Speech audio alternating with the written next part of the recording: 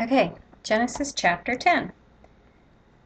By the way, this is the driest chapter so far. Okay, so uh, your mind might go off and wander somewhere else because it's basically a who begat who was born to who. Okay, every now and then though, there's just a couple things that are interesting. Chapter 10. This is the account of Shem, Ham, and Japheth, Noah's sons, who themselves had sons after the flood. The sons of Japheth: Gomer, Magog, Madai, Javan, Tubal, Meshech, and Tiras. The sons of Gomer: that was one of Japheth's sons. So basically, these are the grandsons of Japheth. Ashkenaz, Riphath, and Togarmah. The sons of Javan. Javan was also a son of Japheth. So these are grandsons to Japheth through his son Javan.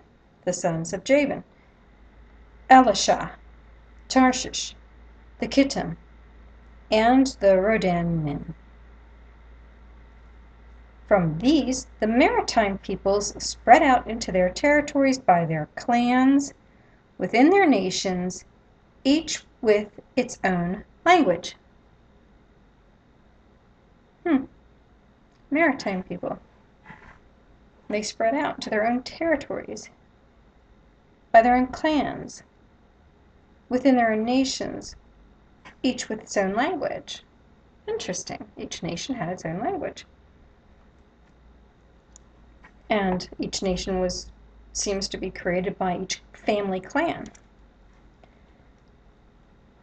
Verse 6.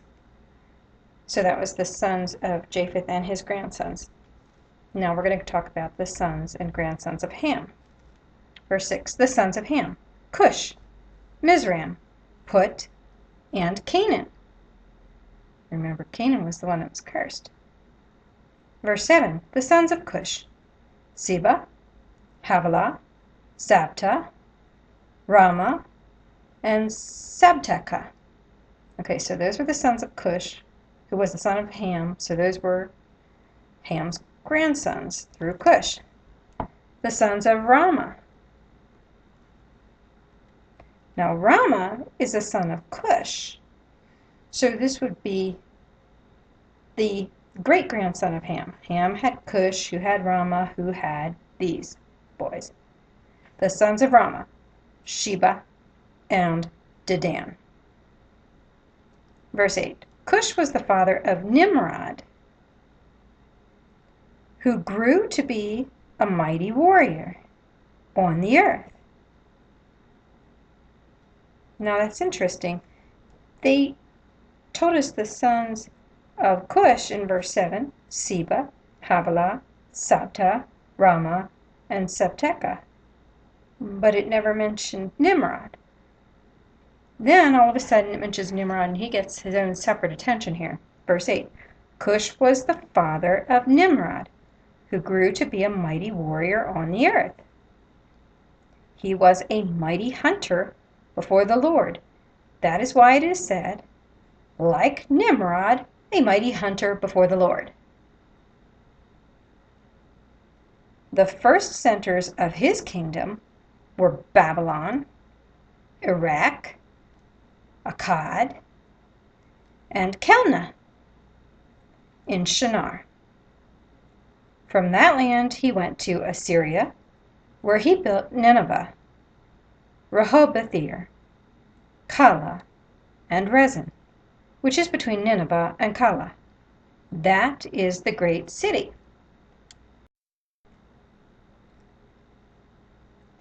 Verse 13 talks about Mizraim. Mizraim was one of the sons of Ham, so a grandson of Noah. Verse 13. Mizraim was the father of the Ludites. Now he's not saying he's the father of Lud. He's saying the Ludites, so he means he's the father of Lud and all the descendants of Lud. And he goes on.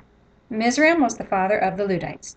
Anamites, the Habites, Naphtuhites, Pathrusites, Casluhites, from whom the Philistines came, and Caphtorites. Verse 15. Canaan, that's the one that was cursed. Canaan was the father of Sidon, his firstborn. Well, notice this is the first time we're told it's a firstborn. Before, when they gave the line of Adam, they named Seth first, and we know Seth was not the firstborn because we know they had Abel and Cain before that, and Eve even said Seth was to replace Abel, who was killed by Cain. So when we hear the line, we don't necessarily hear the firstborn, but in this case, we're specifically told Sidon is the firstborn. So let me read that again. Verse 15, Canaan was the father of Sidon, his firstborn, and of the Hittites, Jebusites, Amorites, Girgashites, Hivites, Archites, Sinites, Arvadites, Zamorites, yeah, I think I said that, and Hamathites.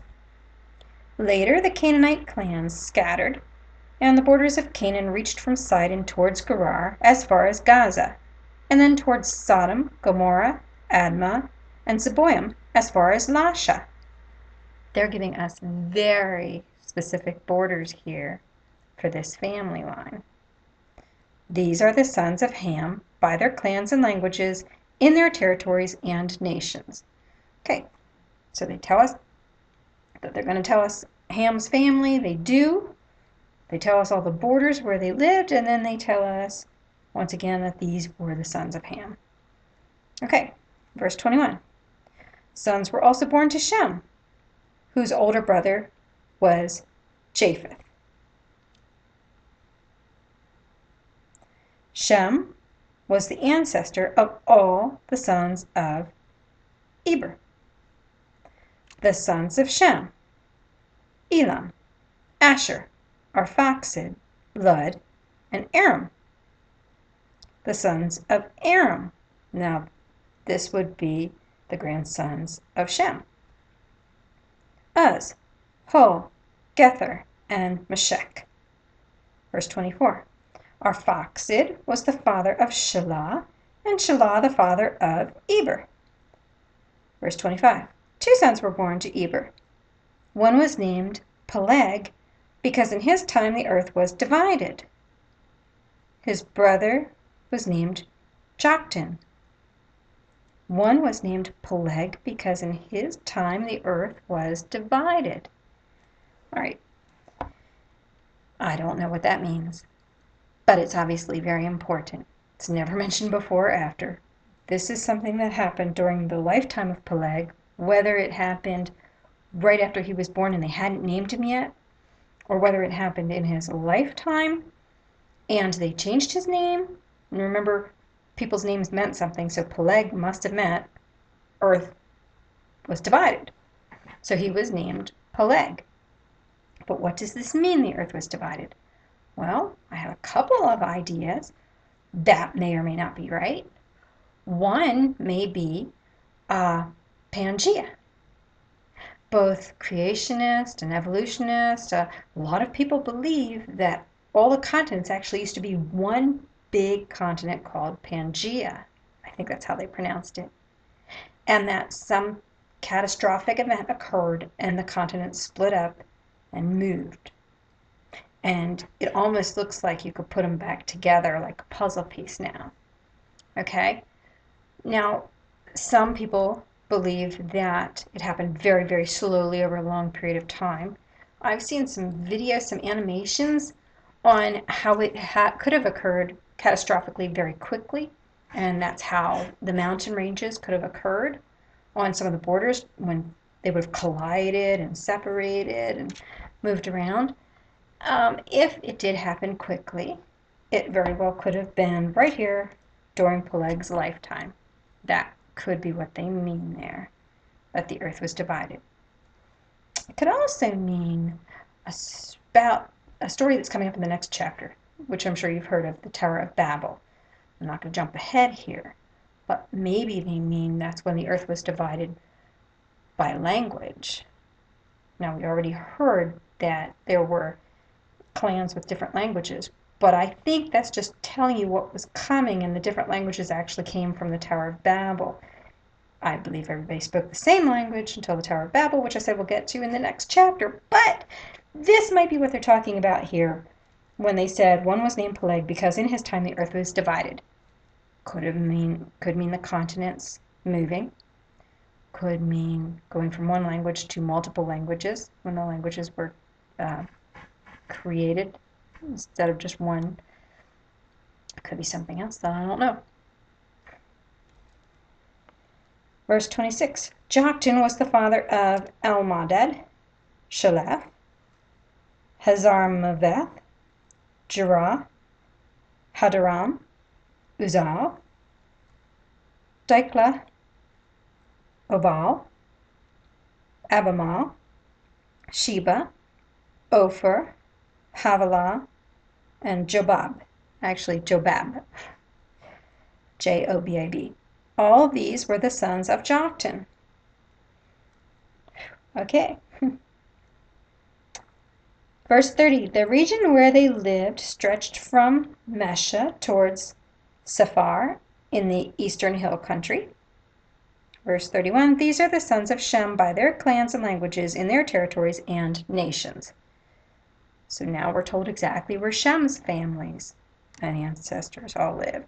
Well, descendants, I should say, all lived. Verse 32, these are the clans of Noah's sons, according to their lines of descent within their nations. From these the nations spread out over the earth after the flood. And that's the end of chapter 10. Trust me, chapter 11 is a whole lot more exciting. So I'm glad you stuck with me so far. Bye.